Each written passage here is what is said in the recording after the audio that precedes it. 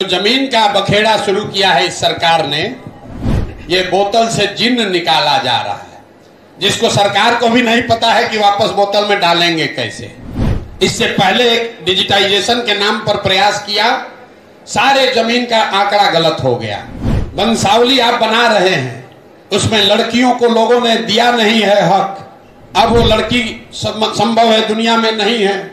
अब आपको फुआ चली गई, बुआ चली गई, अब उनके लड़कों से बात करनी है। तो नीतीश कुमार के जानने का सरकार ऊपर वाले ने बहाना कर दिया। जो जमीन का बखेड़ा शुरू किया है इस सरकार ने, ये 6 महीने में, आपने तो अभी बात उठाई बहुत अच्छी, मैंने आज ही प्रेस कॉन्फ्रेंस में कहा है कि 6 महीने में बिहार के समाज में ये सबसे बड़ी समस्या, ये बोतल से जिन्न निकाला जा रहा है, जिसको सरकार को भी नहीं पता है कि वापस बोतल में डालेंगे कैसे।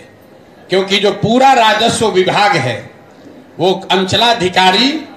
अंचलाधिकारी के साथ 1-2 कर्मचारी और 4-5 विशुद्ध दलाल, जिसको अटर्नी कहते हैं, उसी के भरोसे है।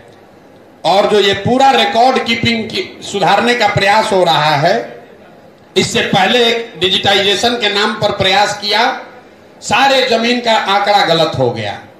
अब पिछले 20-20, 30-30 साल से जिस जमीन का बंटवारा नहीं हुआ है, वंशावली आप बना रहे हैं, उसमें लड़कियों को लोगों ने दिया नहीं है हक। अब वो लड़की संभव है दुनिया में नहीं है। अब आपको फुआ चली गई, बुआ चली गई, अब उनके लड़कों से बात करनी है, वो साइन ही नहीं करेगा। ये इतना बड़ा बखेड़ा खड़ा कर दिया है, उसको पता ही नहीं चल रहा नीतीश कुमार को कि भैया ये ऐसा जिन्न है कि खत्म होगा नहीं। बिहार में अभी 1/3 जमीन, आप वकील है, आपको पता होगा, 1/3 जमीन का मालिकाना हक पहले से डिस्प्यूटेड है। पता ही नहीं है कि जमीन का मालिक है कौन। ये नया बखेड़ा खड़ा करके ऐसा कर देगा कि 60-70% जमीन जो है वो डिस्प्यूट हो जाएगा। परिवारों में आपस में झगड़ा, लड़ाई, केस, मुकदमा तुरंत शुरू होना है।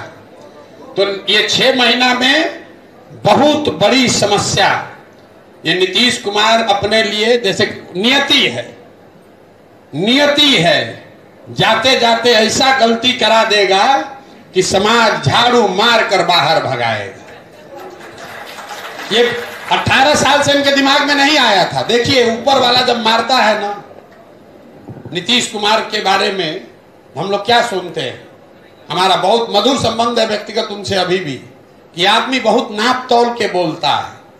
लेकिन भगवान का देखिए लीला कि वही नीतीश कुमार अब ऐसा बोलने लगे हैं कि लोग कहता है क्या बोलता है पता ही नहीं चलता है, कब क्या बोल दे। जो नीतीश कुमार भूमि सुधार को लेकर कोई प्रयास 18 साल में नहीं किए, अब ये अंतिम घड़ी में ये बड़ा बखेड़ा शुरू कर दिया, तो ये उनके ताबूत में आखिरी किल होगा। समाज को तो परेशानी होगी, लेकिन हमारे कहने से वो रोकेंगे नहीं। हमने आज भी प्रेस कॉन्फ्रेंस में कहा है, क्योंकि राजस्व की जो यहाँ व्यवस्था है, जितने भी कर्मचारी हैं, जो विभाग है, उसमें कोई रजिस्टर 2 जो नीचे है उसका ऊपर कोई रिकॉर्ड, सेकंड रिकॉर्ड है ही नहीं। अगर कर्मचारी ने आपके रजिस्टर 2 पर इंक गिरा दिया तो हो गया डिस्प्यूट, अगर उसने फाड़ दिया अटर्नी ने तो हो गया डिस्प्यूट। तो बिहार में लैंड रिफॉर्म के लिए जब तक जो अंग्रेजों ने पहली बार मापी कराई थी, उससे शुरुआत करनी पड़ेगी, तब जाकर ये जमीन का मामला सुलटेगा। और ये कम से कम 3 से 5 साल का प्रयास होना चाहिए कि चुनाव से पहले ये खोल के लोग दिल्ली से, बॉम्बे से, बंगलोर से आ रहे हैं, और भ्रष्ट तंत्र में अब अंचलाधिकारी, DCLR सब पैसा उनसे ले रहा है, भाई का जमीन बहन पर, बहन का जमीन भाई पर। और ये बहुत बड़ा समस्या समाज में खड़ा होने वाला है। मैं आपसे सहमत हूं, लेकिन आप ये मानकर चलिए कि जाने का बेला है। तो जो आदमी कहता है ना, बूढ़ आदमी का मरना है तो कोई तो एगो रीजन होगा ना, गिर गए, हड्डी टूट गया, 2 दिन में मृत्यु हो गई, तो लोग कहता है ना वो गिरे नहीं, तो जाने का एक बहाना होता है। तो नीतीश कुमार के जानने का सरकार ऊपर वाले ने बहाना कर दिया, क्योंकि बिहार में और कुछ हो चाहे नहीं, जमीन को लेकर बहुत लोग सेंसिटिव है।